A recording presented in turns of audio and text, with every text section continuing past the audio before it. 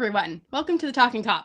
My name's Ashley. I'm here with Kev. We are a little bit thin on the ground in terms of Talkin Kop contributors. Everyone is sort of dropping like flies faster than a Liverpool squad. But speaking of a Liverpool squad, Kev has managed to pop a few antibiotics to make his way on here, much like some of the players that are, I don't know what they're doing at halftime, but they're probably getting strapped up. So we're here tonight to do something a little bit different. So it's not really a transfer show, but it is something that is going to touch on transfers. What we wanted to do tonight was just to kind of go through in detail, kind of like the state of the club. Gav and I sort of joked yesterday in our Good Process show on Patreon that it was sort of like a State of the Union thing, which sounded a little bit too political to me. But that's where we're at, Kev.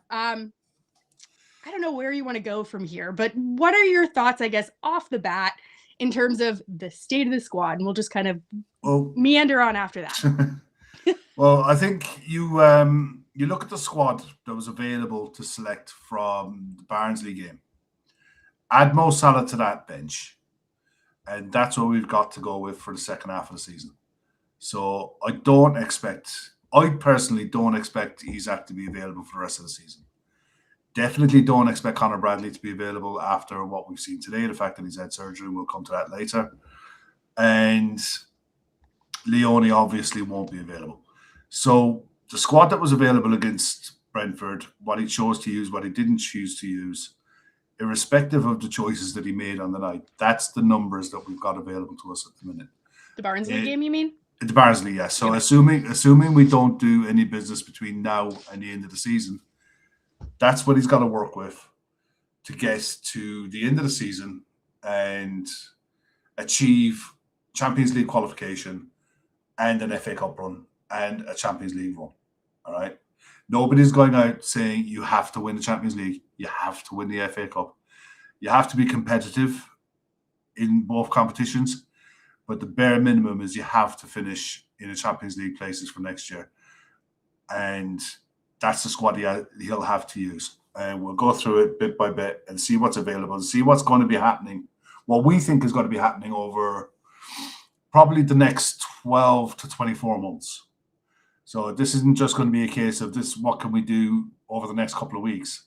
It's going to be a case of what do we think is going to happen in the summer and players going out. Not so much players coming in, but players going out and gaps that are going to need to be filled in that time space.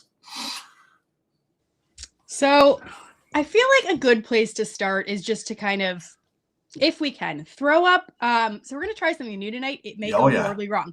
But the idea is we're going to try to throw up some graphics so that we can sort of have everyone on the same page. So I think the first place we should start is just by looking at the squad.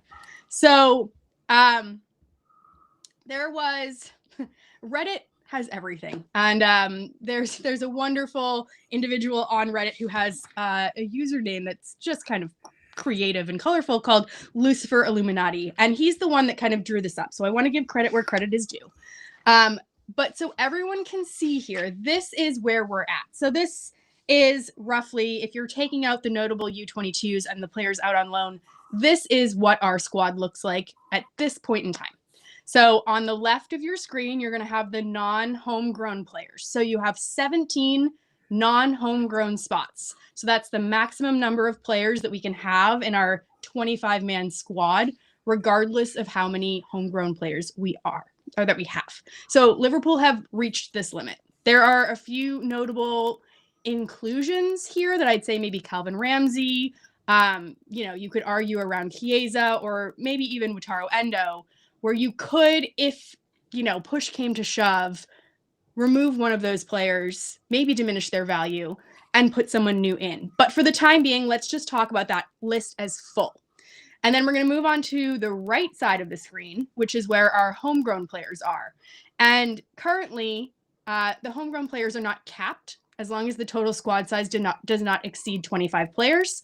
In order to have that full 25-man squad, you need at least 8 homegrown players. 7, so we only have a 24-man squad for the 25-26 season. And some of these players, like Fabian Mrozek and Reece Williams, are players that, I don't think we've seen in years at this point in time. We're not even seeing them in cup games. So they're there sort of as placeholders only. So that is the state of the squad. I'll read you off some of the notable U22s that are kind of off to the side, which we can't really see.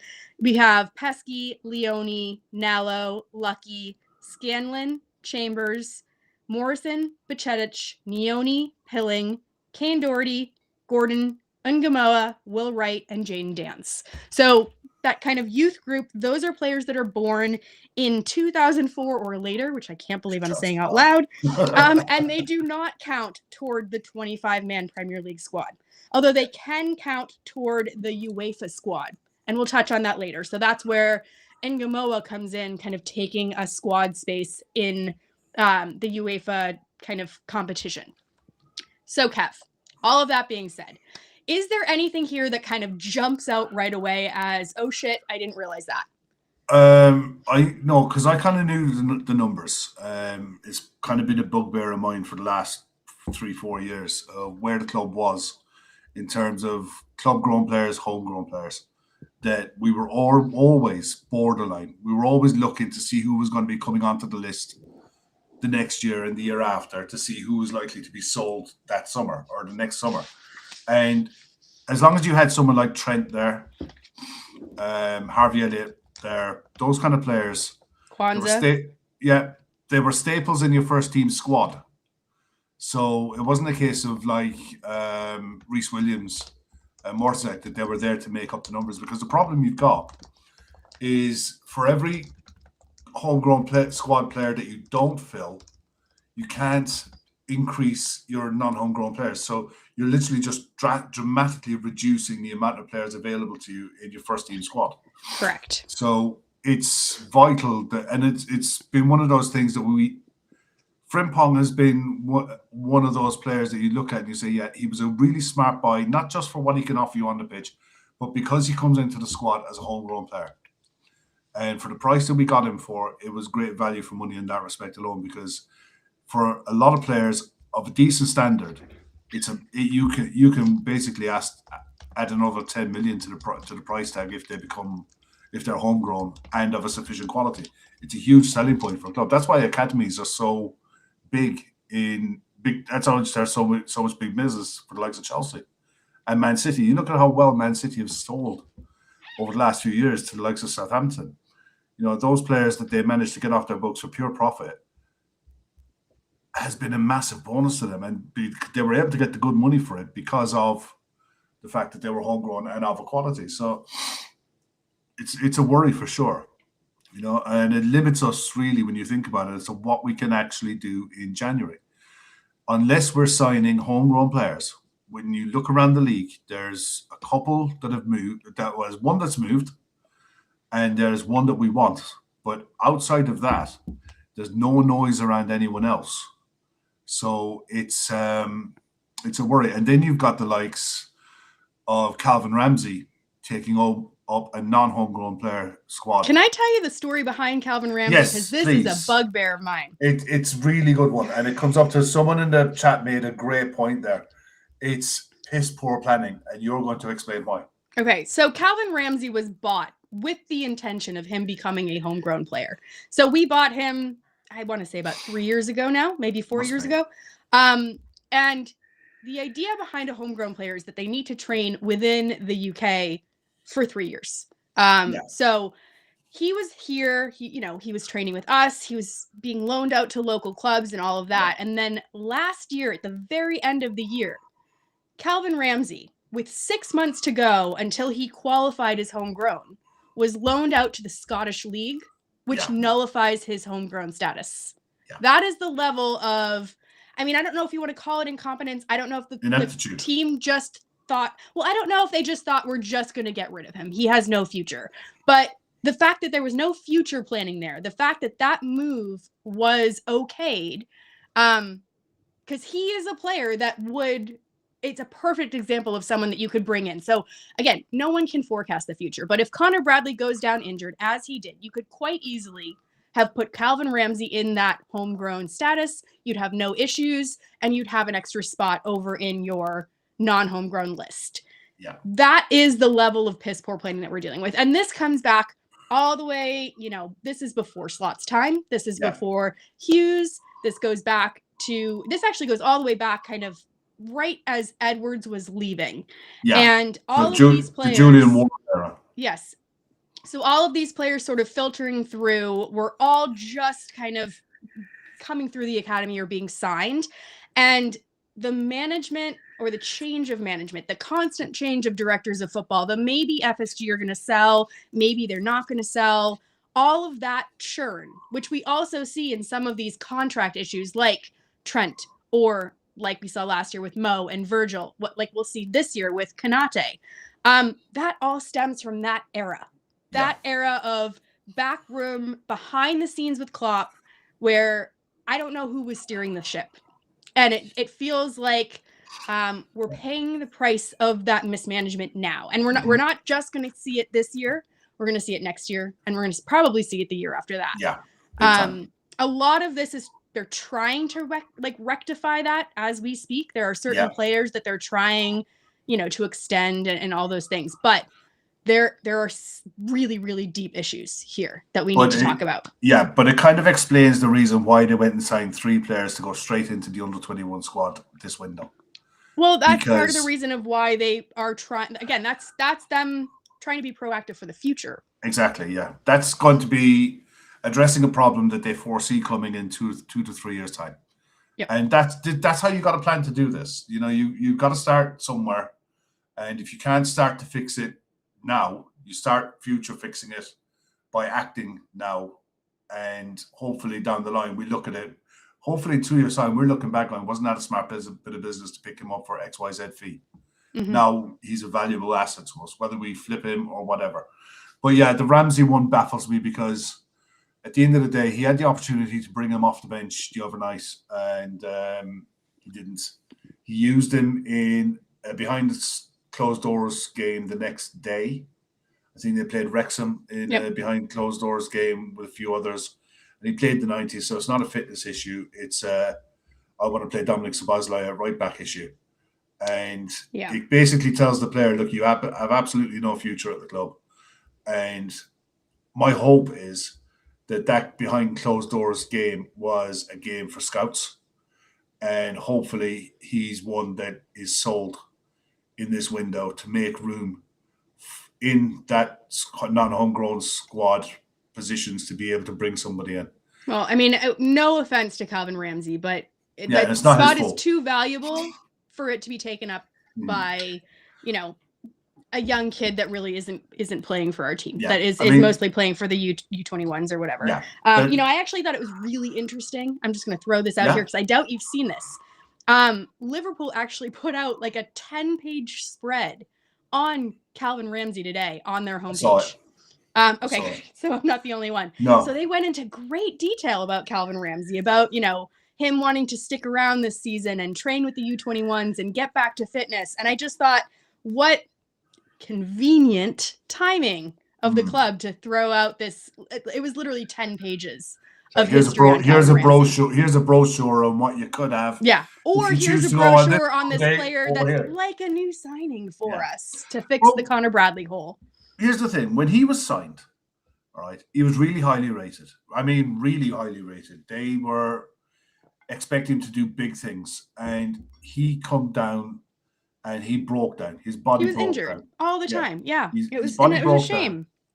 And we've talked about this before, where we looked at the fitness rates of the under-21s, and that's a slide I should have thrown up, wasn't it? Yeah, it's definitely a problem because the amount of players that are breaking down in that age group, it's either a fitness thing or it's a coaching thing, it's an overplaying thing, whatever it is, something is not right, and it's not right across the club because it's not just one or two players breaking down. It's a lot of players who've played a fair amount of time in the underage ranks are breaking down with long-term injuries, and it's a problem, and the club have to get on top of it. Well, let me read you the list. I don't have the slide, but let me read you the list. So you have Rhian Brewster, you have Stefan Rakitic, you have Leone, you have Ben Doak, you have Cade Gordon, you have Calvin Ramsey, you have Jaden Dans, and others. So I'm just going to go off of 1, 2, 3, 4, 5, 6, 7 major young players. And then you want to add maybe Connor Bradley, and I'd argue even Curtis Jones early in his academy career to that list. So let's just call it roughly 10 young breakout stars from our academy that have had their entire careers curtailed by injury. And look, there's numerous things that happen. Players grow, their bones change, but that's not a coincidence. I said to you, that's not a coincidence, that's a pattern. That's a pattern.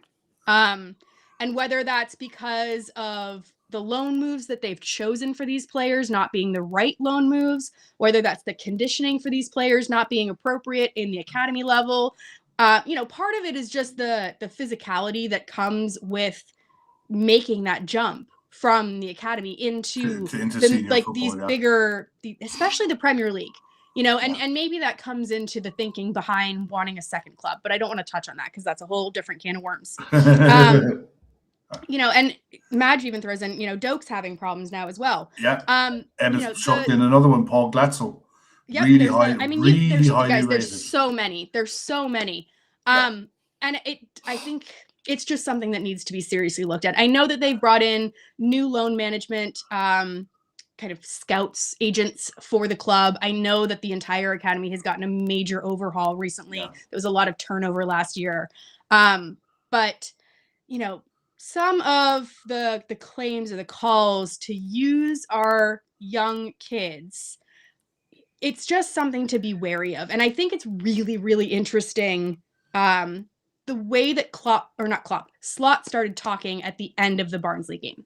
Yeah. Specifically about Rio, specifically about his body and how he's not ready to play 90 minutes. He's not ready to play 90 minutes in a cup game, let alone a Premier League game. And the fact that he said that out loud to me was very telling. And I don't think that was to slight Rio whatsoever. But I think there's so much outside noise about getting him to play. I think it's a really important moment for Slot to kind of say, actually, no, this is why he's not playing. This is why he's not getting those minutes. It's going to take time to build him up. I mean, you can go wider than Liverpool, or even with Liverpool. Go back to Michael Owen. Michael Owen, absolute star. Broke through 17, 18, 19, 20. When his hamstrings went, he never recovered. He was never the same player. And he was a kid. In today's times, he was an absolute kid. Gavi, Pedri at Barcelona, flogged into the ground at teenage years. And now they're suffering for it. Yeah. The peer is Yamin Lamal. I mean, potentially world-class superstar. Has played way too much football for a kid his age. And yes, he's physically developed into a specimen. But at his age, that's a lot of football to have played. And the fear would be for these kids coming through, everyone is hoping that the next kid that comes through is the next Messi, the next Mbappe. But at the end of the day, there's too many players between the ages of 17 and 20 breaking down. And it's across the board. It's not just a Liverpool thing. I think it's across the board. But go back to the list that you've got there. At the end of the day, when people are, I'm as guilty of it as the next man, just sign somebody, get somebody in. The options that we have in the current squad to be able to bring in a defender and a striker or an attacker is what we need. The non-homegrown spots are full unless you make sales or loans or deregister players, which would be Ramsey. The other two you'd look at is Chiesa, but Chiesa has actually played a significant number of minutes. He's played some 500 minutes plus so far. Endo, injured for 2 months. He's another one. But then you look at it, Endo's out of contract in 27. Robertson's out of contract at the end of the season. Ibu Konate is out of contract at the end of the season. We're all pretty certain that Alisson goes at the end of his contract. I think they have a year to extend it. I think they can extend it for an additional year. Yeah. So, it's just the options to bring anyone in are coming in the homegrown spots. Now, we've seen one of them move today. But yeah, let's throw up this slide. Because when we talk about fitness, right? And we talk about homegrown and the ability to maybe bring in squad players. So before we talk about Conor Gallagher, let me read Slot's post-match quote on the importance of being able to bring on senior players from the bench. So this is for the Barnsley game. He says, "It is for every team very important to have strength and depth in your squad. We could see it when we played against Arsenal when they made their 5 substitutions. Today, I mixed the lineup a little bit. It wasn't Plymouth last season. It wasn't like Crystal Palace this season in the League Cup. One, because we take this competition very seriously. And second of all, because I do not have the possibility to do so. I cannot make 11 substitutions. If I did, I would have to look to the U21s and U18s. I think it showed tonight that we need a lot of first team players to win this game. So I think, not as a compliment to myself, but I think that I made the right decision to play a lot of starters. But I also had no other opportunity. Although I could have played 4 or 5 U21 players, I chose not to do so." So just kind of a little window into Slot's mind where he's not coming out and calling anyone out. But to me, that's about as clear as you're going to get from the most diplomatic of people, which is Slot. I can't bring players on. I have no other opportunity. And a player like Conor Gallagher, whether you like him or you hate him, whatever. And I'm curious, actually, if you want to throw your comments in the chat, if you think that he would fit. A player that has played 268 matches with no games due to injury. I think he's 26 years old. He's homegrown. Wouldn't be an issue there. He went for 40 million euros. So again, not outrageous for an English player. Thank you. Yeah, you're back. Not outrageous for an English player. But it's just a talking point. It's a talking point here. And I'm just curious if other people, maybe feel like this was an opportunity missed, because I do.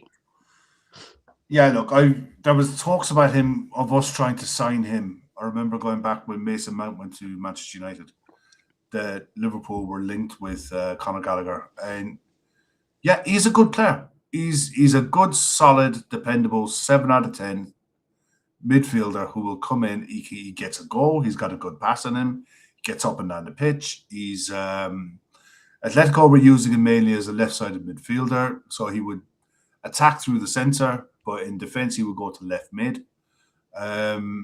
He was a good, solid player. I think.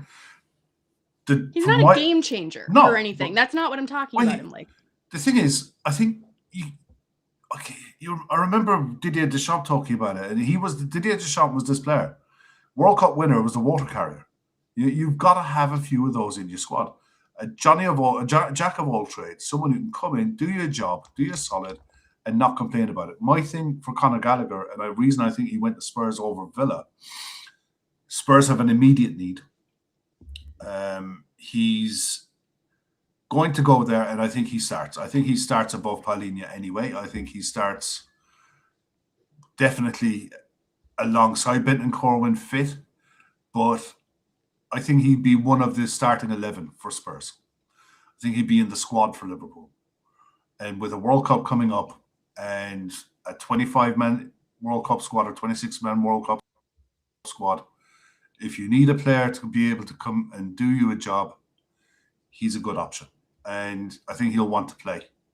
If he's in the spotlight, in the mind's eye of Thomas Tuchel, then there's every chance he goes to the World Cup. And I think, being a London boy, I think that's why he chose to go to Spurs. No, I understand his reasoning. I do understand that. Madge is calling him a mercenary. I don't know if he is. I think that might be a little bit harsh. I think, him wanting to be a homebody is a different thing. Like, he is a London boy. I feel like, again, you talk about opportunistic signings.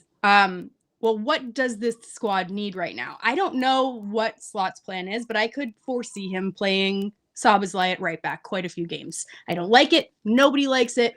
But we're currently playing all of our midfielders pretty much every single game. We are going to need to rotate those midfielders at some point in time. They cannot just play 90 minutes game after game after game. Our options are Endo and Nioni at this point in time, which is not a slight on Nioni's talent. And I don't want to be, I don't want to be insensitive to Endo, but I would rather have Conor Gallagher on the bench. as a So right. rotation player, and I would rather be able to alternate between Jones and Conor Gallagher, or McAllister, who we all know has not looked super fit, and Conor Gallagher, and be able to. I mean, he could have come in. He would have been a starter, though. That's the thing. There's so many games that you play Conor Gallagher for one game, and then you play Jones for the other game, and then you rotate McAllister in for the third game.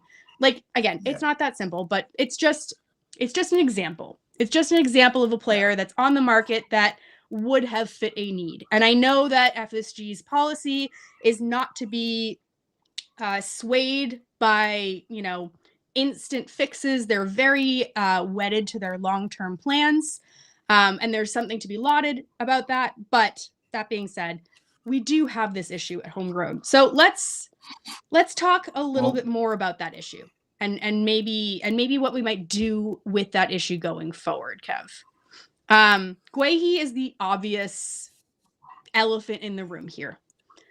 We all know the story about Guehi. We all know that we were, really working with Crystal Palace to accommodate them for the entirety of that qualification period for the European competition. We were trying to let them use Guehi that whole time. There's rumors about squabbling over 5 million. I don't actually know if there's any truth in that. Buy into that. No, I don't buy into that. I haven't seen anyone actually substantiate that claim. So I haven't seen that published by like an Ornstein or a Pierce or anything like that. I've heard rumors, but let's park that rumor to one side. And let's just say that we had an agreement with Palace. We're going to give you as much time as you need to get through the European competitions. And then you have this last minute shitty move from Palace, I'll just say, where Glasner decides to pull rank and Parrish on his spin bike decides, I don't know what's going on, but, because that guy went over to West Ham, this move fell apart. So now we're left in the winter. I think a lot of us thought this guy would come in on the first day of the window. That was kind of what we were hoping for. That hasn't really materialized, Kev. Right now we're in a situation where we have Man City knocking at the door. And it does seem like Liverpool is still at the table, but more for a summer move.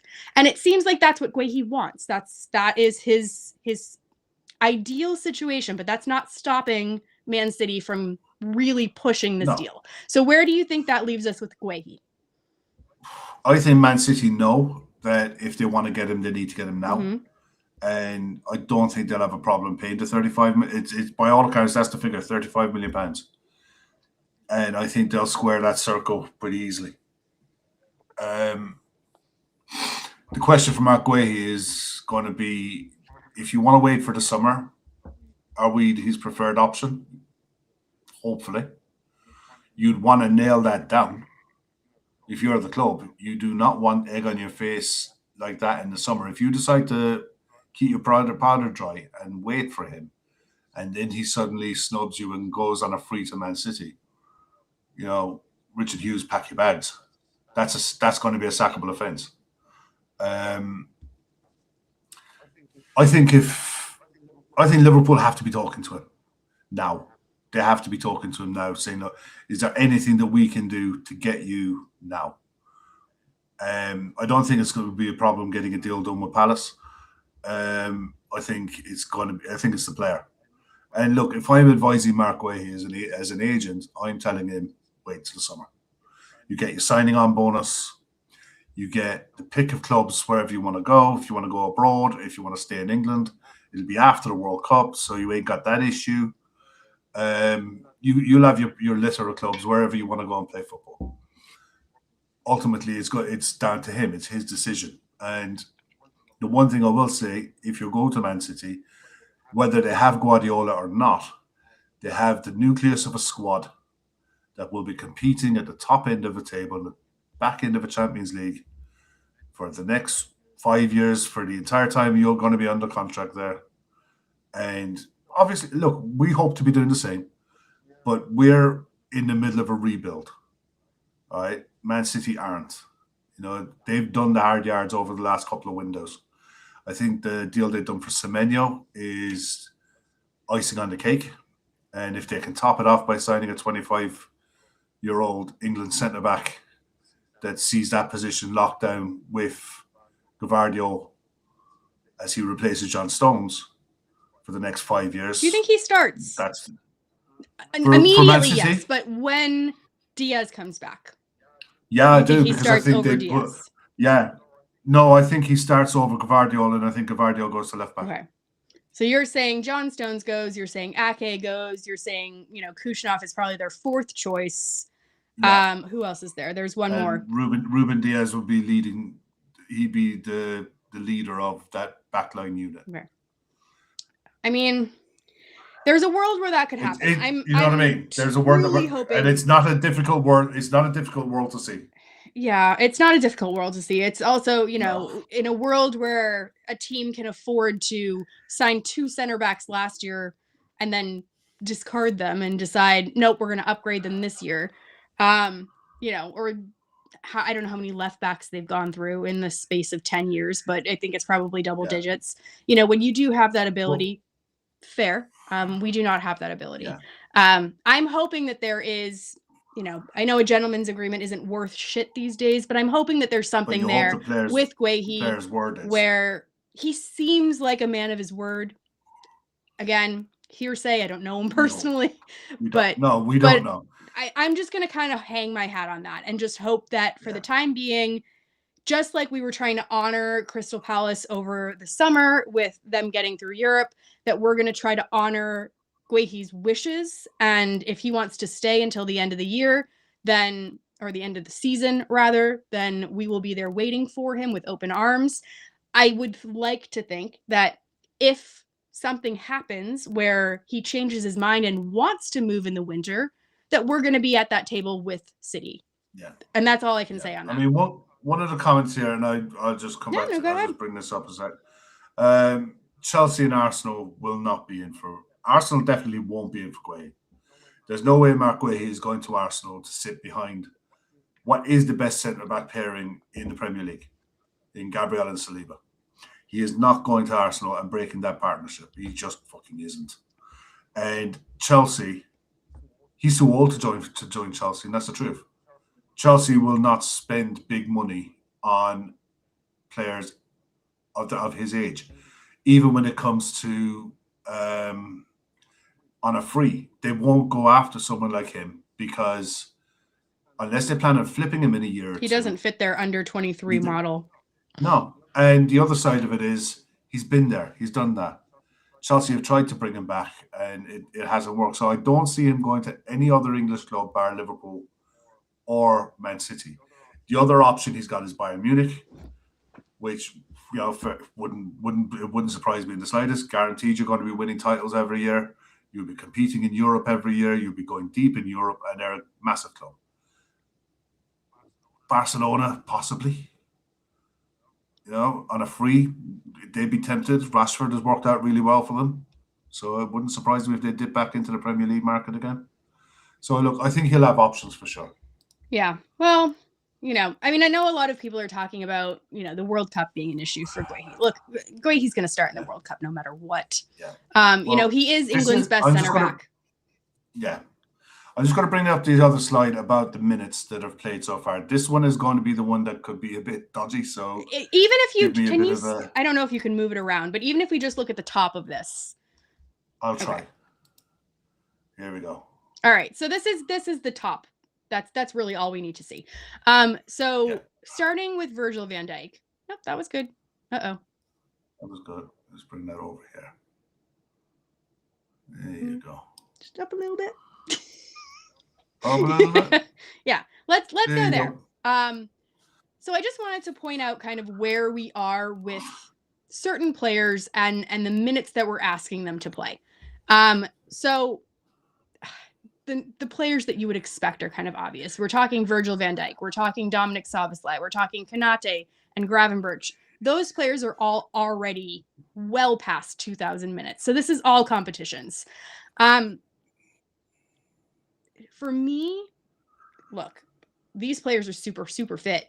But we're entering a world where these players are arguably going to hit about 5,000 minutes at the end of this season, which would be more than any of them have played ever.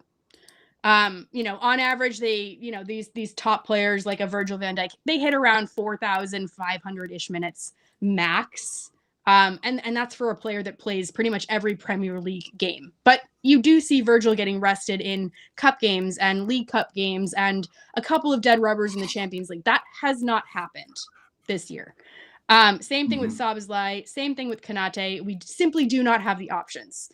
I want to talk a little bit about what the repercussions for this could be. Not because these players are not super fit. First and foremost, we're talking about, 1, 2, 3, 4, 5, 6, 7, 8, 9, 10, 11, 12, 13, 14 players here that you're sort of running with that are about 1,000 minutes or more. So that's your core squad. That's who you're using. So Alexander Isak is right at the bottom and Jeremy Frimpong is right at the bottom. We don't need to look at them, but those are the two down there that due to injury are lower. But we're talking about 14 players, and that includes Andrew Robertson and the now injured Connor Bradley. So to run with 14 players for pretty much all competitions, it worries me, Kev. And the reason it worries me more than anything else is because we have a backlog, a history of what happens when Liverpool players are overplayed due to injury. So I'm going to cast your mind back to the season where it was not a fun season, but where Gomez and Virgil van Dijk were both injured. And we ended up with Fabinho and Henderson kind of rotating in as center back options. We ended up with, just kind of all sorts of sticky plaster everywhere, all over the team. And then I want to remind you about what happened to those two players, the two players that were asked to be sort of your jack of all trades, sticky plaster, basically overplayed. What happened to Henderson and Fabinho? It finished Fabinho. It absolutely finished. I would argue it temporarily finished Henderson as well.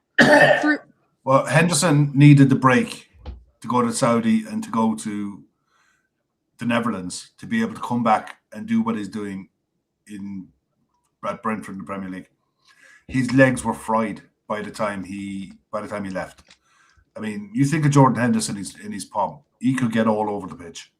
He had an engine. He had an unbelievable engine. And I'll scare you even more. Virgil van Dijk's gone to the World Cup. Konate probably goes to the World Cup.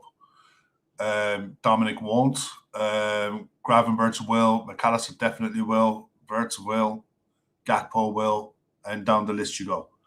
So players that go to the World Cup will probably have a 3-week break at the end of it, come back for pre-season and go again. It's next year. You're going to see the hangover from this. I think that's where you're seeing a lot of the talk being pumped out by the talking heads that this summer Liverpool are going to be looking to address potentially up to 3 centre-backs coming in. The likelihood is, at the moment, it's looking like there's a standoff between Konate and the club. The Konate will probably leave on a free. So that means you're bringing in his replacement. You're bringing in at least 2 more. And we don't know what kind of player Leone is going to be when he comes back. We don't know. We just have no idea. So that's a huge investment the club have made in Leone that we hope this year layoff won't be too much of a burden. But to be honest, next summer, you need to be going into the next season where Leone is your 5th choice centre-back. You have to be going in with 4 senior centre-backs, with Leone being your 5th, because he's going to need to be blooded back into the squad slowly. And just so we can do the best by him and realise his potential. Because, look, odds are, if you go by what the reports are when we signed him, that he's going to be an absolute superstar and he's an absolute specimen of a boy. But we need to help him develop as well. So I think he needs to be our 5th choice centre-back. This summer coming, we're going to be needed, I think, to at least bring in maybe potentially 2. I think you're talking about 3, because you're also talking about Virgil being maybe 35. 3. Exactly. But I think Virgil isn't really an issue because I see I look at Thiago Silva playing up until he's 40 at a high level, at the highest level. I mean, I think centre-backs are kind of, especially centre-backs who look after themselves, and Virgil van Dijk looks after himself properly. Yeah, I mean, he is as fit as you can possibly get. Yeah, exactly. Bar his one really bad injury, he's a couple of really bad injuries with us. He doesn't get niggles, not often. So I think there's every chance he extends. I think when his contract ends, I think my hope is that he goes on a 12-month rolling contract. But saying that, he will not be playing this amount of minutes next season. You need to be able to rotate him properly and use him and be able to rest him in Premier League games with confidence that who you're bringing in are up to the job. And we've seen the names that are being linked around: Slotterbeck, Mickey van de Ven, Van Hecke, Marc Guehi. 3 of the 4 experienced Premier League level centre-backs. Slotterbeck, 25, experienced in the Champions League, the Bundesliga, and Germany. So they're not shills. They're not nobodies. So whoever the club look to bring in the summer, that's going to be a key position that they're going to have to really look at. But then you look at the engine room. Florian Wirtz for his first season in the Premier League. That's a lot of minutes. A lot of minutes. So someone asked in the chat, what's a typical full season? So all competitions, I'll just throw some numbers out here for you. So players that would have played a lot for us, like a McAllister or Dominic Szoboszlai last year, they were hitting right around 3,500 minutes for the entire season. So Dominic Szoboszlai is already 2/3 of the way there, and we're at the halfway point right now. So you're looking at, it's not that these players can't do these numbers. I have no idea in terms of where they are in terms of red zone and things like that. If anyone is a physical specimen, it's Dominic Szoboszlai. But the idea that you're asking him to tack on probably an additional 1,000 minutes, give or take, from what he would have done last year. So if you think about the ever-present that was Dominic Szoboszlai or Alexi McAllister in our midfield, you're talking about adding an additional 1,000 minutes, give or take, to their load from last year.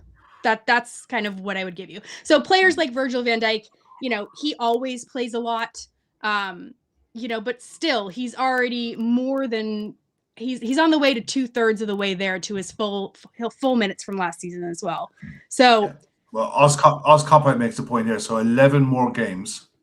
And Dominic Szoboszlai goes above his number. I mean, if I can't do the maths that fast in my head, but if that is what it is, I'm taking his word. Take your word for it. Yeah, I'd be taking his word for it. Yeah. And we have more than 11 games left, is what I'm going to tell you right now. We have more than 11 games left. And the thing that happens with injuries, again, if you cast your mind back to seasons past, is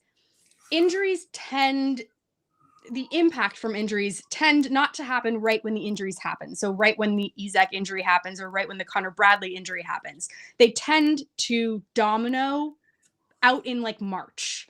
So out when you have these players that are hitting the red zone and there's no one to rotate with them, which is why, the idea of signing squad players or signing an additional center back or signing, an additional midfielder becomes so important. Because one of the things that someone phrased this as, and I thought that, I don't know, this really put it in perspective for me, is that we have our left backs, right? If you take that out of the equation, we currently have 4 players, and I include Joe Gomez, for 3 positions. We have 4 dedicated defensive players for 3 positions. Yeah. And when you put it like that, and you think about the idea of maybe rotating and the amount of times that we rotate our fullbacks, and even if you want to throw Szoboszlai in that mix as someone that's going to drop back from midfield to rotate after 60 minutes, that's not enough options for 3 positions. It's just full stop, not enough. And the fact that it's Joe Gomez that that's basically covering all 3 of those positions. Giant red flags. Red flags. They're massive. And look, we can see this.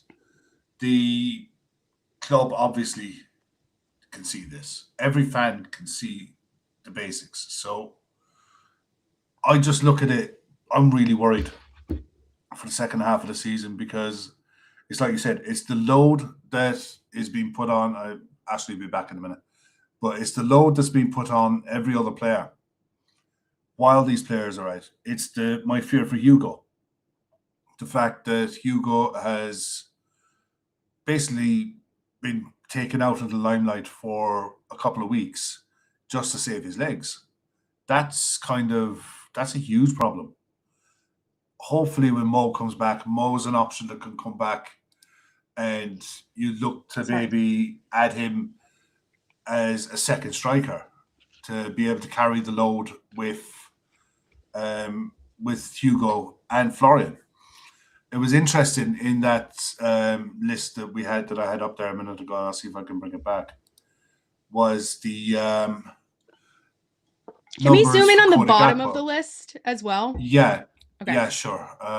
Give me a sec. Oh, here we go. This is the fun and games bit now. You can do it. And I knew this was going to be a problem. If we can't do it, it's fine. I can just read it.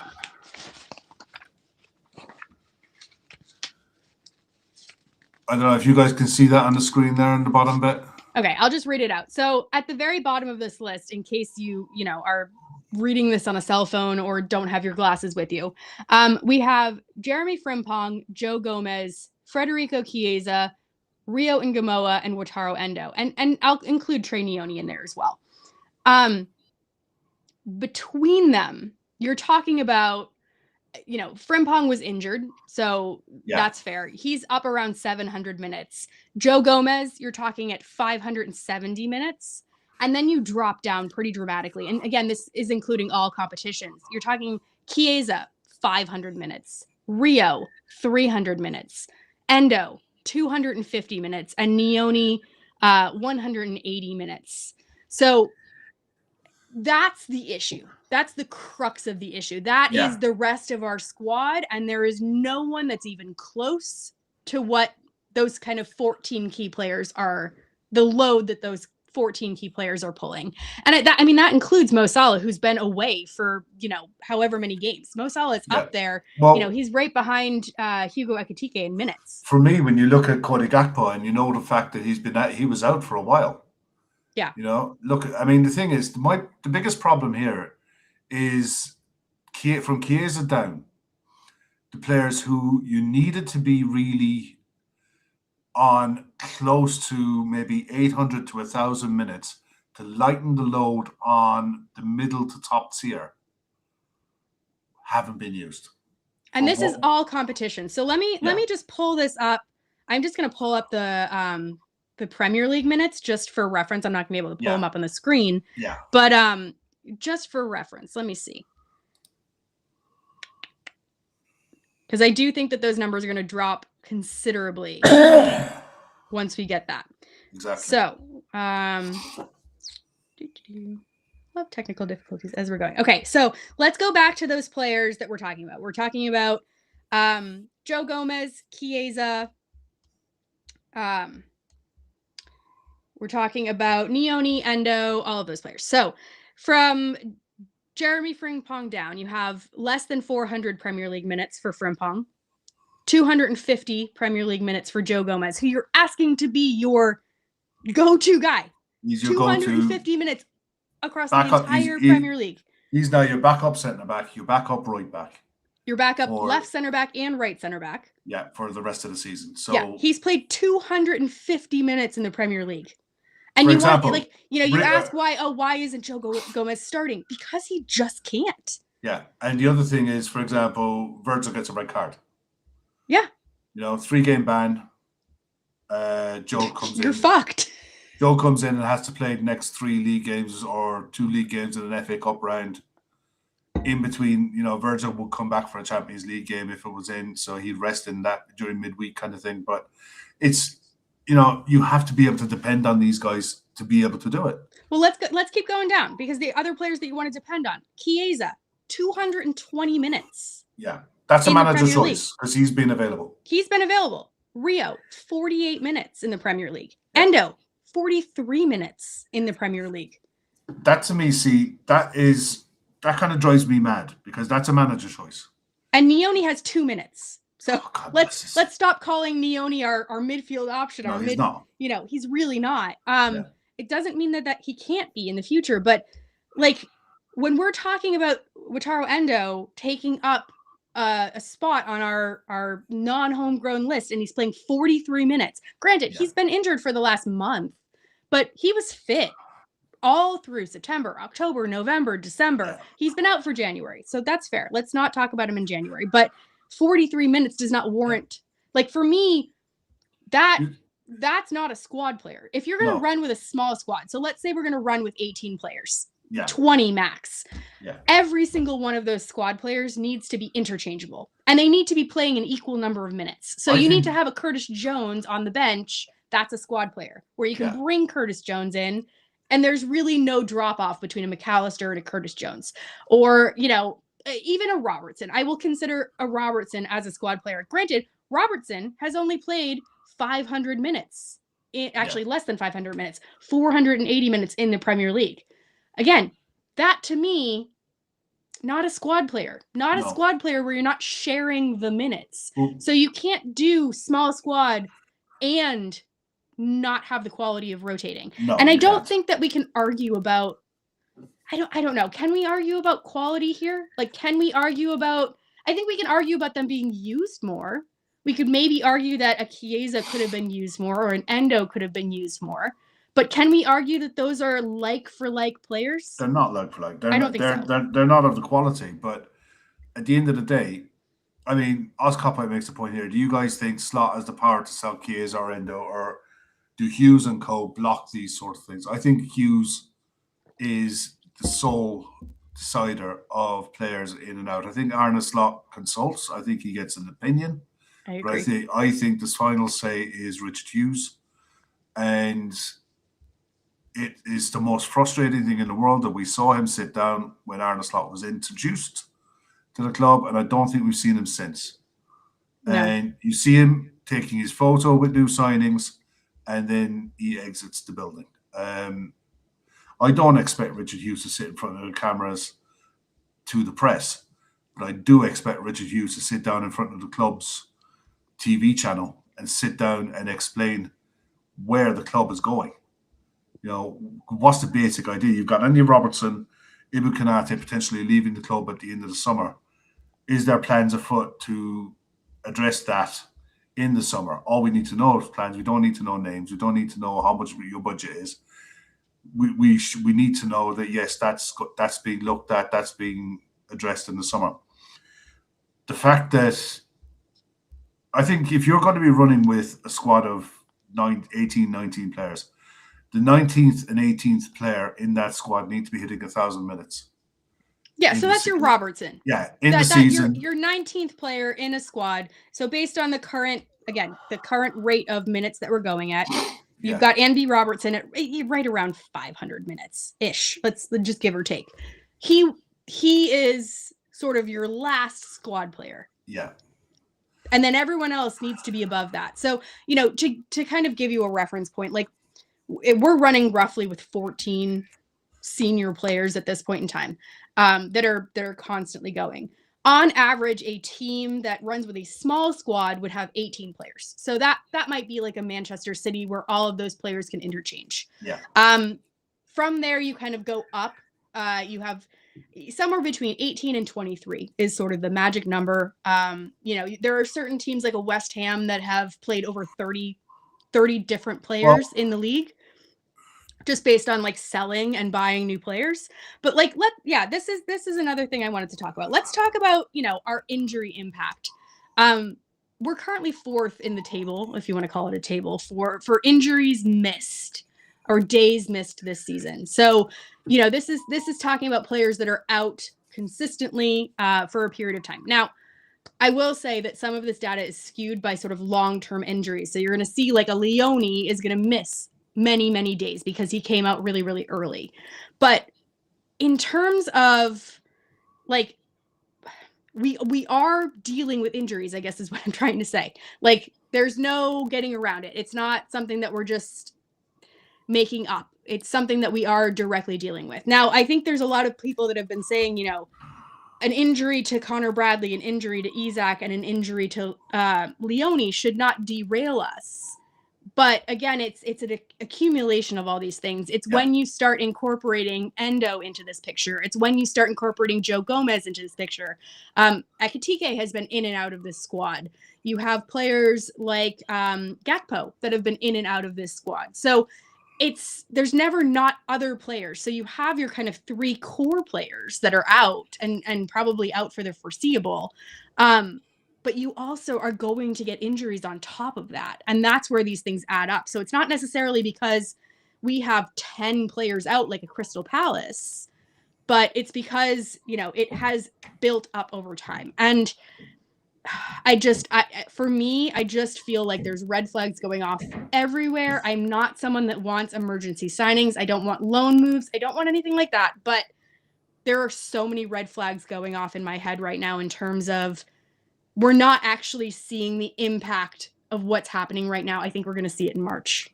I think this is going to come to a head in March.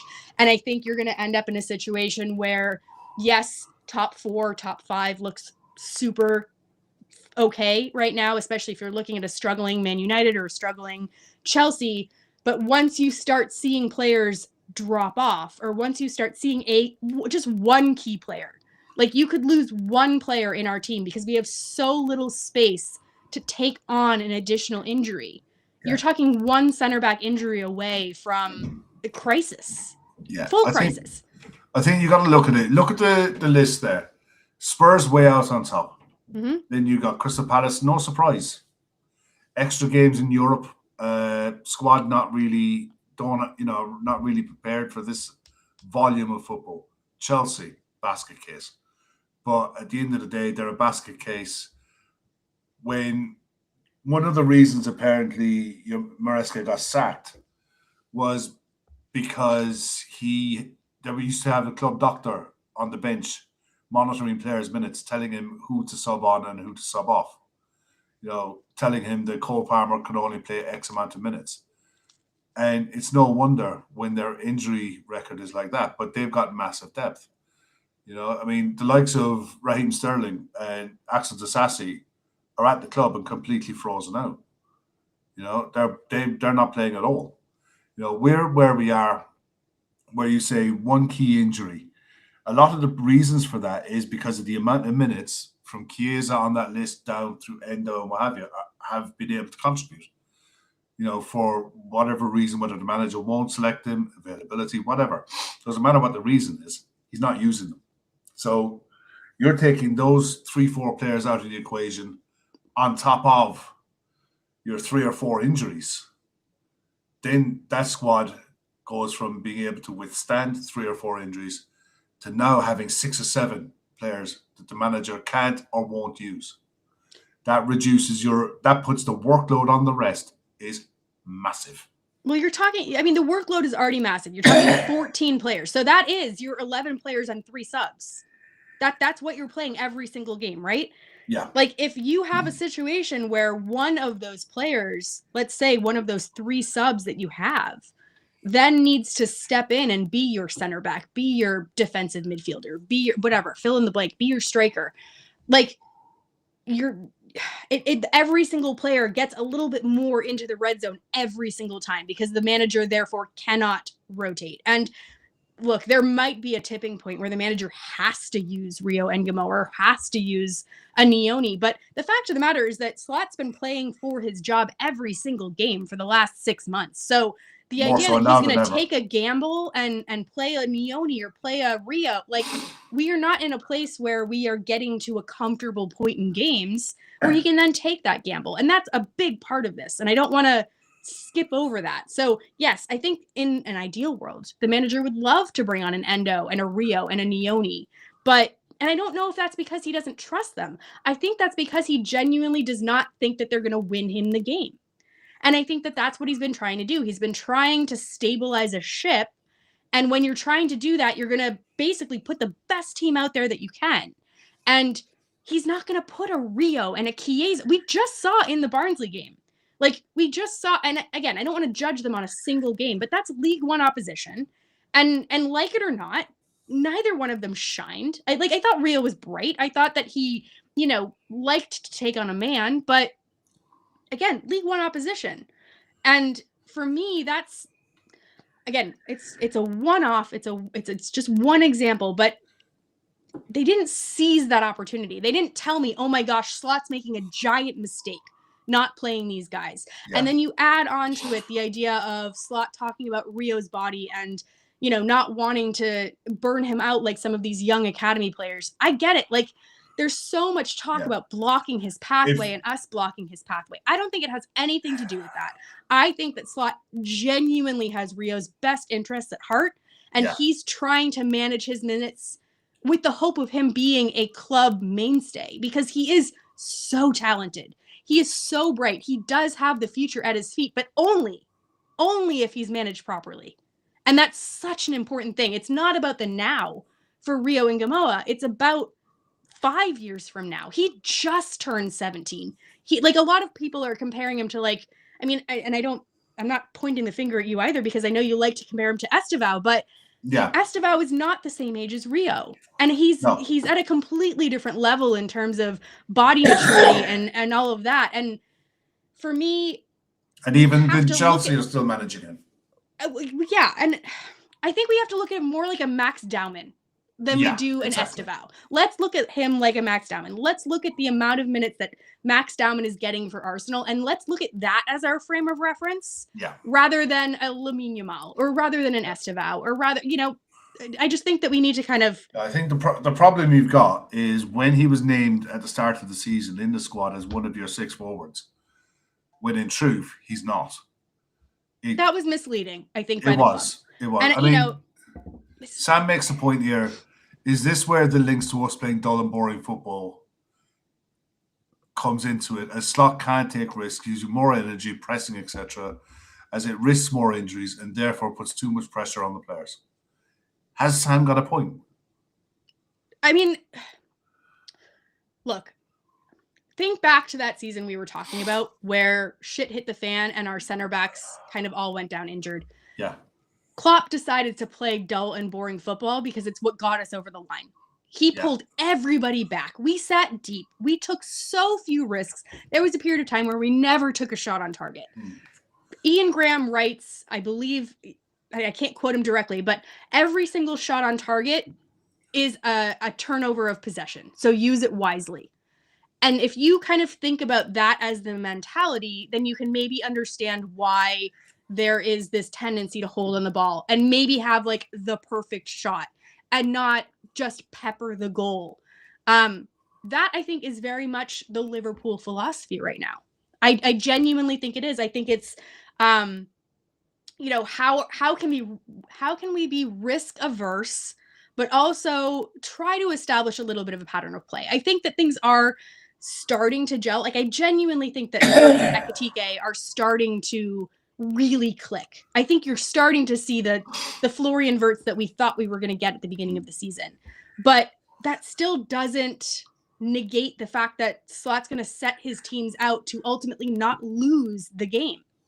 I think that's where he's starting. And I think you're seeing, he said it time and time again, I'm going to take his word for it, that the beginning of games, the first half of games are meant for control. That, you know, if there's set pieces, moments of magic, that's what he's looking for. He's not looking to actively break down teams in the first half of games. In the second half of games, sometimes he decides to go for it. But also, sometimes he's, you know, his hands are tied because his team is tired. He has players that, you know, for one reason or another don't have the fitness to make 90 minutes. And then you end up in a situation where we don't have any subs off the bench to kind of finish the game the way that his game plan would dictate. Yeah. So I just think it's a confluence of different things.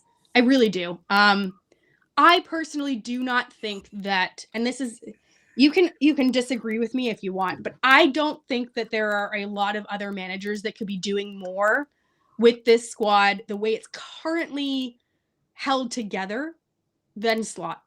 I don't think that he's doing a good job either. Please don't get this confused. But honestly, I think there's so many holes in the squad and it's such a thin squad that I really don't know, outside of like a really truly elite manager, like maybe a Pep Guardiola could have gotten more, maybe a Klopp could have gotten more out of this. I don't know. You know, Klopp notoriously was awful against deep low blocks. Awful. You know, if you go back and look at Klopp playing Burnley, like he has an atrocious record against a Burnley, against a Dyche side. So we look back at Klopp with this, you know, rose-tinted glasses stuff on. But he wasn't great at a low block either. I honestly think Slot needs help. I really think he needs, like for me, there's a couple people in here saying, the buck stops at the manager or the buck stops at the coach. If you want to call him a coach, because that's what he is. He's not a manager. He doesn't have the power to be a manager. Ultimately, he's hamstrung by what the club is giving him, and he is asking in the most diplomatic way possible for help. Yeah, I mean, here's a comment there now from Pierce. Chiesa apparently wants to take a pay cut to leave the Premier League champions. Is a terrible optic. No, I don't care about that. I don't know where that has come from, by the way. You want to? I heard a rumor about that today. You want the club to be Chiesa was willing to take a pay cut, but that was because he wanted to move, not because he wanted to. Not because he thought a different club was better.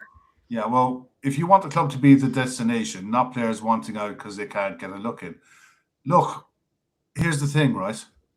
And Pierre, I appreciate your comment, man. Chiesa last night, again, he was all right for me. I think he was all right when he was playing out on the right. He was okay. Didn't do anything out of the ordinary, didn't do anything brilliant, didn't do anything bad. For the last 30 minutes, they put him as left-sided 8 in midfield. And he hardly touched the ball. No surprise. It's not his position. But he's come on and been an impact sub. That's what his role has been within the squad. Now, when the club bought him, they bought him injured, and he was coming out off the back of a really bad injury. It's the definition of a gamble and a flip. Yeah, he was being forced out of Juventus. They bought him for peanuts compared to what his value was. His value at the time was probably 55, 60 million. We bought him for something like 12. And yes, he was on a decent wage, but he's on a wage you'd expect to be on if the player's value is 55, 60 million. So he was brought in at a good wage, but really cheap on a transfer, with the idea, I think, of getting him fit and flipping him back. So, and they never did. This is what the club have been notoriously bad at for years, is selling players at the right time. We get it right sometimes, but the majority of the time we don't. We hold on to players. Think about like a Stefan Bajcetic, for example. Yeah. Like he had that breakout year, And granted, none of us wanted him to be sold, but and I'm copying the Anfield's rap. They made this point the other day, so credit to them for this. But if you had sold Bajcetic right after that breakout year, you would have had, I don't know, like 20. I think they were offering about 25 to 35 million for him at that point in time, which was crazy given his age, his lack of development. Like he had a breakout year. It was great. He hasn't played a single minute for the first team since. So again, it's sliding doors. Ideally I would have loved to have Stefan Bajcetic at the base of our midfield playing, like a I don't know, like a Busquets who he was compared to. I mean, lofty idea. But that seems like such a far off kind of thing at this point in time. The poor kid, I doubt he's going to play a competitive match for us this year. No, I think he's the dictionary definition of bad luck. Oh yeah. It's true.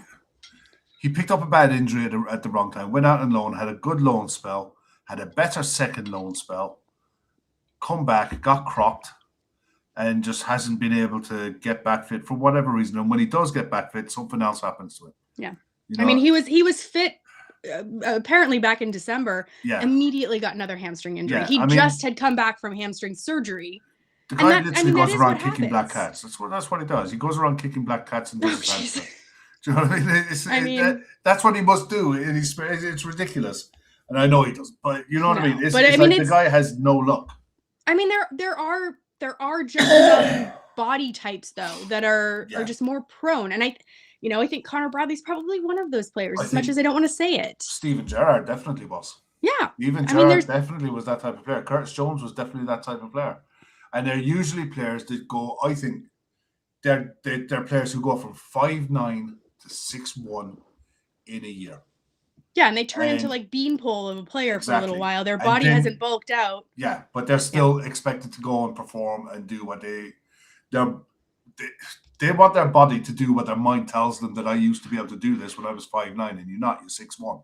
And I think that's why I worry about Rio. Like let's just look at Florian Wirtz for a second. So Florian Wirtz, brightest young thing, top talent in Europe. He comes to the Premier League and really struggles when he hits the ground. And he's had to put on kilos of muscle in order to get to where he is. And again, he looks very bright. I think he looks great. I think he has a super bright future.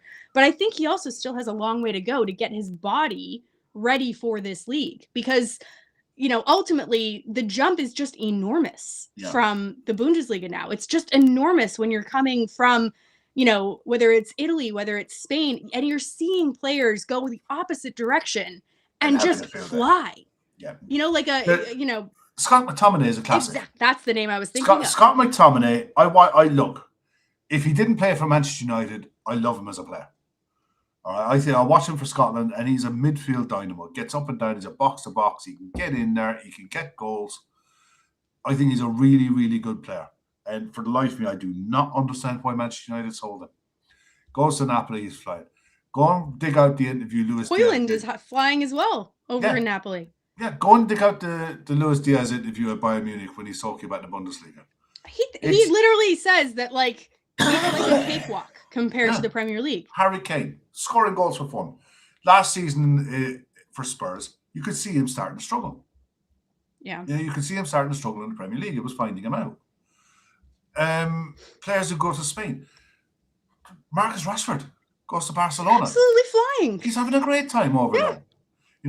People underestimate how difficult it is to come into this league. And look, you go back to the start of the show. We're talking about players who for us to be able to bring anyone in, we need movement out. If Chiesa is angling for a move, that's a deal the club needs to do. Well, again, you're talking 200 minutes worth of time that you need replacing. To replace. Yeah.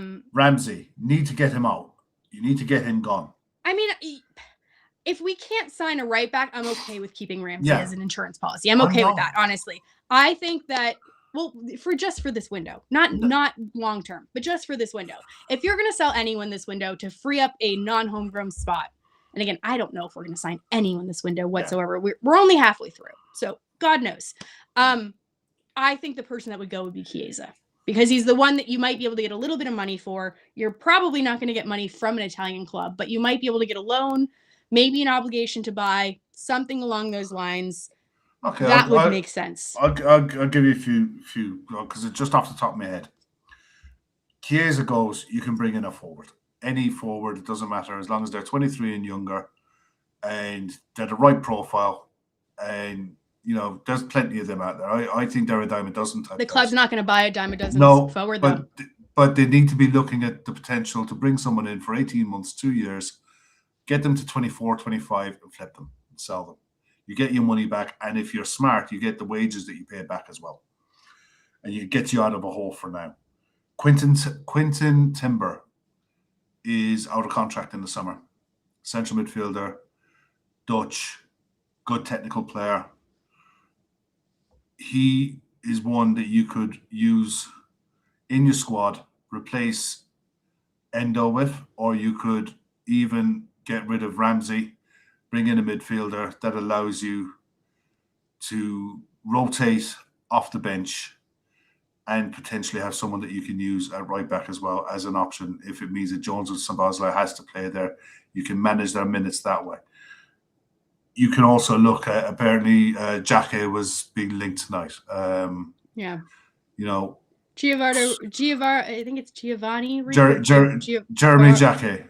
I know him. I know, but yeah. Reed is a different one. He's from Feyenoord. He's the right back. Yeah. That plays there. He's 19. He's another one that we've been linked with. Yeah, there's ways and means of going. I mean, Conor Gallagher. But for me though, okay, let's just be really honest here. We're not a transfer channel. We don't have insider knowledge, but I'm gonna play Debbie Downer for just 5 minutes, or not even 5 minutes, for just 1 minute. How many of these players are going to help us in the next 6 months?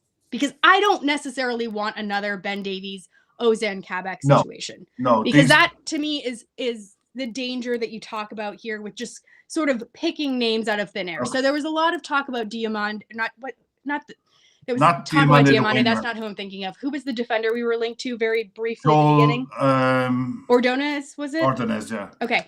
There was a lot of talk about him for like a hot minute at the beginning of this window.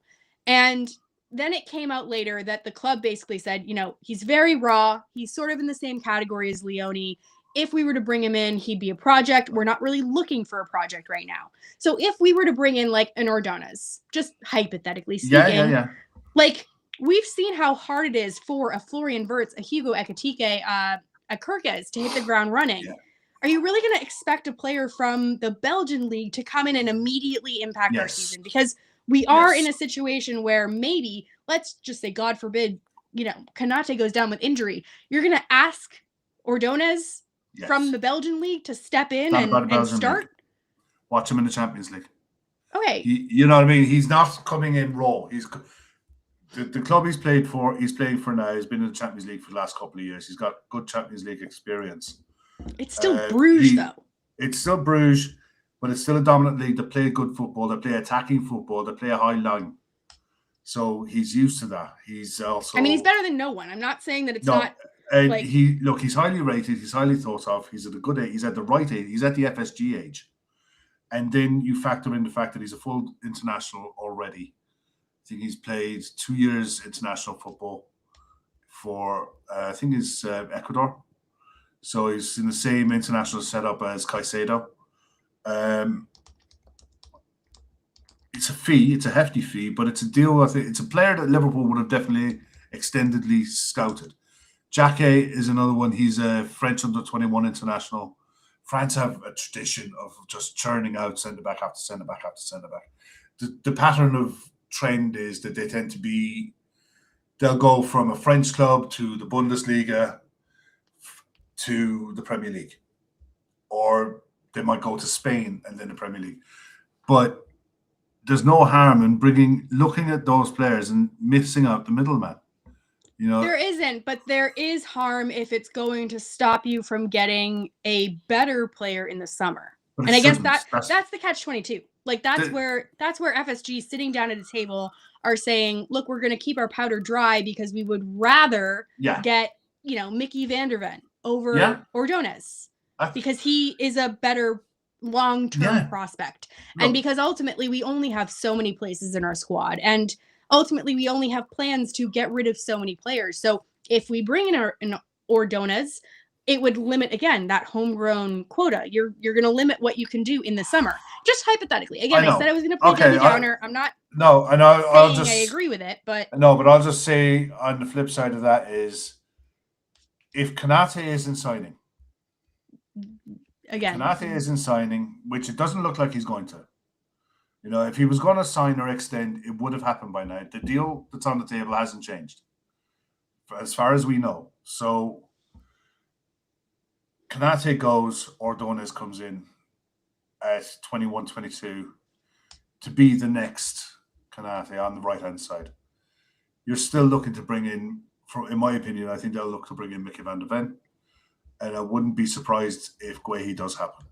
Well, let me counter this argument, right? So how much do you think that Ordonez would go for? I think in the summer, between 35 and 40 million. Right now, I'd say the same. I'd say 40 million euro. Okay. Can you get Guehi for that price? No. Because that's because I don't think what Crystal Palace is asking for right now. Yeah, but I don't think it's down to Palace. I think let's just play this game. Okay. I hate it when you make the rules and you change the rules because you want me to answer a certain way. I'm not trying to change the rules. I'm just trying to make a point here. So let's just say it would cost 40 million for Ordonez. Also spend that 40 million on Guehi. Now, granted, you know, it's 40 million that you wouldn't have to spend if you wait 6 months for Guehi. But you have... No, you're dead right. I know it's a key point. But what happens if you decide, hey, Konate's not signing. Guehi, you can be a starter here. Let's make a point. Let's actually make a point and show of strength. Let's put Guehi in the squad and show players what happens when you don't sign a contract, when you run down your contract, when you kind of dick around the club, for lack of a better term. Yeah. let's make a point and let's kind of set a precedent going forward so that we don't have another Trent situation. So we don't have another Konate situation. Because if you go back, which I don't think we can because we probably deleted all of those slides. If you go back to our squad list, you're talking about Alisson Becker, Calvin Ramsey, Virgil van Dijk, Wataru Endo, and Mohamed Salah leaving in 2027. They're fine. But you're talking about Curtis Jones also maybe leaving in 2027. He needs immediate attention with regards to his. In the summer. Yeah, he needs immediate attention with regards to his contract. We need to stop this pattern. We have to. Yeah, I agree. Can we do some sort of strong? I don't know. Maybe that's just. The only thing I'd say is you can't spend the 40 million twice. So if you sign Ordonez for the 40 million now, you bring Guehi in on a free in the summer. That's 2 players for the 40 million. That still leaves you powder dry to bring in Mickey Van de Ven. You can bring in Van Hecke for free as well. You can't. Van Hecke is 2027. No, I don't think so. Yes, I looked it up tonight. It's 2027. Whether Brighton had the option to extend the year, I don't know, but it was coming up as 2027 when I looked earlier. But even if he isn't, then he'd only have a year left in his contract and you could run it. But what I'm saying is, if you've got a budget of 100 million to spend on centre-backs in the summer, you can get 3 for 2. Whereas if you pay the money on Guehi now, yes, you get Guehi. Yes, you get Mickey Van de Ven. But then you spent your 100 million. Whereas if you do Ordonez now, you do Guehi in the summer on a free. Yes, you'll have to pay a signing on bonus. And you do Mickey Van de Ven. That's 3 players. That's 3 centre-backs in. Plus you have Leone. Plus you have Van Dijk. That's 3 for the price of 2. You've also got Van de Ven as a potential left-back option when Andy Robertson goes as a backup to your man, what's his fucking name? Kirkes. Do you think do you think Andy Robertson's staying? No, I think Andy Robertson goes in the summer on a free. And I don't know what we'll do with it, whether we look to bring in. I mean, we still have Tsimikas on our books, technically. Yeah, but I mean, I don't know how he's doing it, Roma, to be honest. I haven't kept an eye on it at all. I mean, there was a brief period of time where it looks like they were going to send him back to us. It doesn't look like that's happening. No, I don't think so. And the other thing as well, it looks like, I mean, I thought Evan Ferguson might be on the way out at Roma, but it looks like, I think he's played the last 5 games on the bounce and he's doing really well, scoring goals. Well, it looks like Danielle Malin is going to Roma as well. Yeah. So that's, I don't know, maybe competition for places. I just think keep an eye on potential moves out. If you get moves out in this window, you're going to see moves in. Well, from us, for sure. Because there's just absolutely no way. But I think any moves that happen out are going to come from the not homegrown list. And the only way that happens is to make room for the club to go and bring someone in.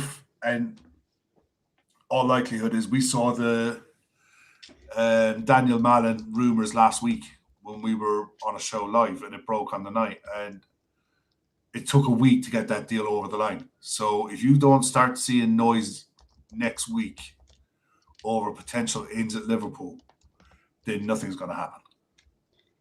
Yeah. I mean, look, again, I don't want to end this on a negative note, but there is a real possibility that nothing happens. Yeah, there is. There's a real possibility that nothing happens and that FSG decide to keep their powder dry and they decide to kind of keep their policy of game changers or, youth starlets, for lack of a better term. I'm just going to call it right now. I genuinely think that in March, we're going to see some major domino effects if that is the case. If they decide that this is what they want to roll with. I understand they're gamblers. Look, they're venture capitalists at the end of the day. They're basically gamblers. That's kind of how they make their money. They take calculated risks. They decide, we're gonna thread the needle here. We're gonna basically kind of go through the eye of the needle and make the risk that no one else is willing to make, and then we will profit from that in the long run. And and they are trying to squad build long term. I do genuinely think that over the summer they are going to spend more money. They are, yeah. There's just no way around it. There's whether or not they're going to spend in the bracket of record-breaking signings, I doubt it. But there's just no way that you can't not spend. Basically, there's just way too many holes in the squad. There's not enough players. There are certain players that are going to be leaving that is outside of their control. They will need to fill those players. So that might involve 3 center backs, which is wild. That might involve replacing Mo Salah. Also, that outside of their control. That's out of their control. Big thing. And part of the conversation maybe is they need the insurance policy of. I mean, there's a real possibility that they really did want to sell Mo Salah this window so that they could fund a rebuild in January. Yeah, because they just don't, and I think that without him going, they might just be hamstring for the time being. And they also need to keep their powder dry so that if he decides to go, because ultimately he's the one that holds the power, that's a huge hole that they're going to have to fill. It's a huge hole. And I mean, Madge, you're absolutely right to mention this. If we finish 6th, we need, not only do we need to face the music that Slot, basically they need to face the music so Slot is not the fall guy. I actually think that part is going to be flipped completely on its head. Slot will become the fall guy so they don't have to face the music. Exactly. And I think that's the problem. That's what they have done with their structure. They have made Slot expendable. That is the way that the structure of the club works. So as much as they protect the head coach when, things go right, they also protect the upper echelons of the club when things go wrong. So they become untouchable. Everything falls back on Slot. The way that everything is fallen back on Xabi Alonso, for example. Yeah. And he becomes the one that they just get rid of, and it's fine. Hughes gets to wash his hands of this, and they bring in another manager and they start over. And I don't think that's right, but that's the situation that we're at. Before we go, there is let's one talk more about slide Conor Bradley, because that was a good little slide to throw up. Yeah. So Conor Bradley, he had a successful surgery. That has not been disclosed to us what that surgery was. It involved bone damage. It involved ligament damage. So his message to the fans today was a big blow, but surgery is done. The comeback starts now. It won't be for a little while, but I already can't wait to get back playing for Liverpool and Northern Ireland. Thanks for all of the support. We wish him all of the best. We really do. It's a big, big blow for not only us, but also Northern Ireland, who's, on their way to try to qualify for the World Cup. And, I've seen rumors that he's going to try to get back for that. I don't think that's happening, but I do think that it is more of like a 6-month injury than a full year. Yeah. I think that's kind of what the prognosis is. Yeah. For me, I think if they get there, I think there's every chance that he'll do his best to try to become available. Yeah. Which wouldn't be the worst thing in the world. But yeah, kind of the same as Alexander Isak. If Sweden get there, you want to be sure that they're fit and able to go and take part in the tournament properly, not go there injured, because the club will have to step in and say, look, I'm really sorry, but no. So we'll see how it goes. But yeah, it's good to see that he's had the surgery. Hopefully it's going to be, the surgery will be successful. We'll find out in time. But that's the hope, that he comes back stronger and better for it. I mean, the hope is that he comes back in time for preseason, really gets to build up fitness properly. I mean, that's one thing that we didn't touch on, and I don't want to go off on another tangent, but we look at all of these players playing all of these minutes. We look at the fitness and some of these players not being able to reach 90 minutes. A big part of that is the fact that our preseason was all sorts of disrupted and honestly didn't even happen for certain players. We heard Slot basically say it's really up to the players if they want to come in, which was the right thing to do. Yeah. By the way, it was absolutely the right thing to do. Mental health for me, paramount among everything else. But look, it really is a perfect storm. There is a reason why things are happening, which again, it's part of the reason why I have really a lot of nerves about the latter part of this season, because we didn't have that preseason. So it's yet another reason why any sort of squad reinforcement that we could get would be a blessing. And speaking of that, one thing I also want to talk about before we go is Mo Salah dropping out of AFCON. Very, very unfortunate that he was pitted against Mane. Sadio Mane scores that winner today to basically get him to the final, and you have Mo Salah dropping out. Unfortunately, there's a third place game, which I just think are the dumbest things in the entire world.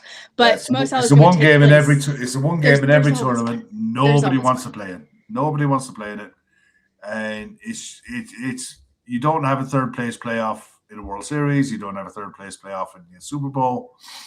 It's absolute money spinner for FIFA to get the last chunk of change out of fans and the last drop of energy out of players. But look, Salah will be back for Bournemouth away. Yeah, so I don't expect him back for Marseille. No. He's going to need a little bit of time to just travel and get back and probably do some recovery. Yeah, hopefully he doesn't play.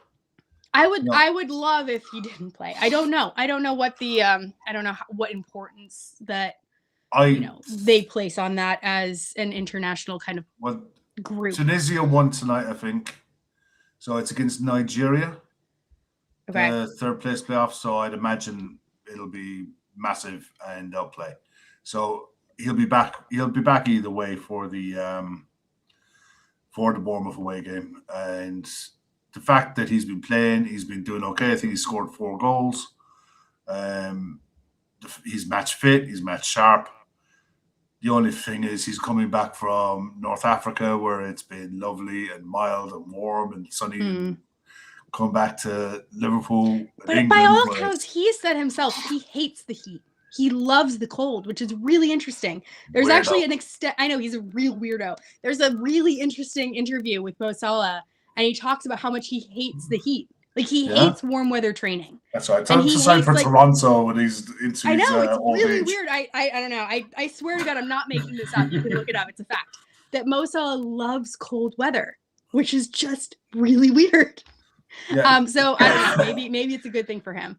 But yeah, it'll be great to kind of have him back, bolster our attacking lineup. And I think we shouldn't forget that there was a real chance that Mo Salah would leave. And it looks like that's not going to happen. It looks like FSG have every intention of actually letting him see out his contract. I think this will be something that we reassess in the summer for sure. Because I think FSG have to say that. I'm sure they do. And there's definitely, if you're going to sell a player for a profit, he's one of the ones that it's on the table. It's definitely on the table. Well, Sam makes a point here. Salah could be on the bench for Marseille. His mindset is an elite player, and he will want to be available as soon as possible. Yeah, it wouldn't surprise me in the slightest that he travels straight. So I don't mind Africa the mindset. I don't mind him traveling. But again, I no, it wouldn't surprise me if he ultimately meets for up with me, the it's squad. all about what's going to allow these players to continue to put this number of minutes on the board, because I'm just concerned. I'm just concerned with the numbers that we're talking about. I'm just concerned with the minutes that we're talking about. We're going to talk about certain players basically breaking their records for overall minutes, whether that's Szoboszlai, whether that's McAllister, whether that's Gravenberch, probably Konate. You're talking about certain players that would have never kind of reached these levels before being asked to go to the well again. So for me, it's ultimately, it's got to be down to sports science, because like I said, I don't think we can absorb any other kind of big long-term injury. This is where I don't think the players are training. I think the players are going in, doing general warm downs, keeping themselves ticking over, stretching, yoga, whatever they're doing. I don't think they're doing intensive training. And that's why Slot can't change his approach too much. Exactly. That's why we can't see any sort of massive, let's see this front-footed football where we're suddenly going to press. They don't have time. They just don't have time. Actually, the time that we have now between Barnsley and Burnley is the longest one gap. of the biggest gaps that we have. So, maybe there's a little bit there that he can work with. We'll see. But on that note, that was a bit of fun, wasn't it? Yeah. Enjoyed that. So I don't know. I mean, it's sort of a transfer show, but sort of not. I just feel like it's worth looking at. It's kind of, I liked the graphics. In the chat, can you guys let us know either if you're watching now or watching after the show if the did they graphics help? were helpful. Like, did you like them? Do you want us to do it again? Did you hate them? I don't care. You can tell us either way because it's new. We're just trying to do a couple of different things. We're trying to do a couple of different things here and also on our Patreon. Over there is the link for the Patreon. We have kind of been coming back to our regular schedule on Patreon. During Christmas, things kind of shifted, but we're back on Patreon doing about the same amount of shows that we do on YouTube, also on Patreon. So if you want to double your Talkin Kop content, feel free to go over there, press that button, click the QR code. It's about the price of a cup of coffee-ish. And it just kind of keeps our channel ticking over. It's not, we're not making any kind of exorbitant amount of money from it. It really is just keeping the channel ticking over. So that's there if you want it. But we're going to be back. I believe there's a preview show that's happening tomorrow, I think. And then on Friday, there's going to be a random show. And then there's our regular kind of Sunday night show as well. And then there's obviously the reaction that comes after Burnley. So sort of, I think there's a show planned for pretty much every day of the week happening here. So it's either on Patreon or on YouTube. So we're busy, especially, like I said, we're all kind of sick, except for me for some reason. I don't want to jinx it. But yeah, click like if you want. We don't really ask for people to like, but if you want to, hit the fucking like button, you miserable bastards. Not much to ask, is it? Avo says, I didn't like the graphics. They were tiny on my mobile. Fuck you, Avo. Like, get a bigger phone. Nokia 3310. I'm just kidding. I'm kidding, Avo. We love you. Avo plays Snake on his phone. That's about the length of his phone. His phone is... I wager that Avo has a Nokia.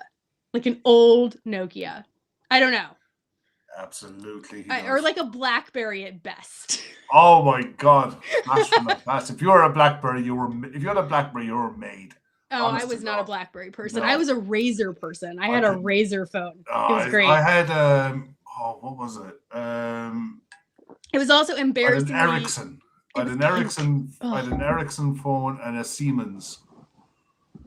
Oh my Siemens goodness. Phone. Yeah, that's yeah. Oh my gosh. Pierce says, I heard Kev's on $5,000 a show. Oh my God, Pierce, I wish. Yeah. I wish. Yeah, believe me. Yeah, that's not happening. Not when you not hitting the fucking like button. One day in the future, we will make it big and it'll be just fine. But that day is not today. There you go. See, there's the flash Josh in the house with his Blackberries. Oh, fuck, you were rolling in it back in the day, mate, weren't you? Oh my goodness! Did you have like one of those little like leather covers for your BlackBerry too? In fairness, I worked in a garage, so I was kind of like with the amount of dust and crap. Oh gosh! It was there, so yeah, they were kind of vital. You needed that. Like that little PVC with the plastic cover that comes on it. Yeah, you're like, yeah. There's a reason why I'm wearing these now is because I was like that, trying to see texts. Yeah. See, Pierce knows the Motorola Razr. That was like my very first cell phone. Wow. Yep. Back in the day where you had to press, every single number 3 times to get to the letter you wanted. It was great. Yeah. All right, let's get out of here before Gav slaughters. All right, we're going to go. I know. We're very closely approaching 2 hours. I am going to get in so much trouble again. Yay. Okay. Yeah, well, awesome. I'm going to say goodnight to all of you. Kev, good night. I'm going to let you hit the controls because you are in charge tonight. All right. Thank you guys so much in the chat. We will see you tomorrow for the preview show. See ya. All right. Bye.